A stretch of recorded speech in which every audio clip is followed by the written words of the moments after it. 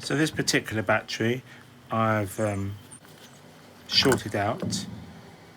It's on my YouTube channel. I shorted out a brand new battery. So I've cut this open using a hacksaw.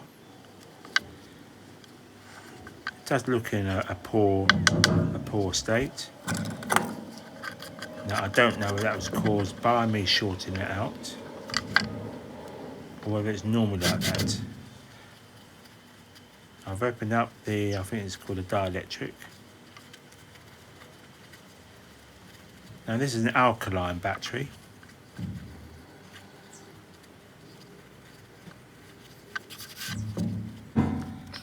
So what I thought I would do is actually use an already charged brand new battery. Again, cut it open and I'm prizing it apart. And although it looked very similar to the first one I took apart, it does seem to be a lot more fluid incorporated inside, much more flexible.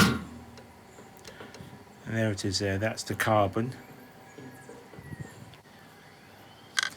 This part here is now a lot softer.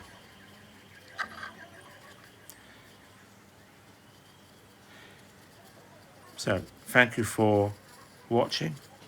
Please like, share and subscribe.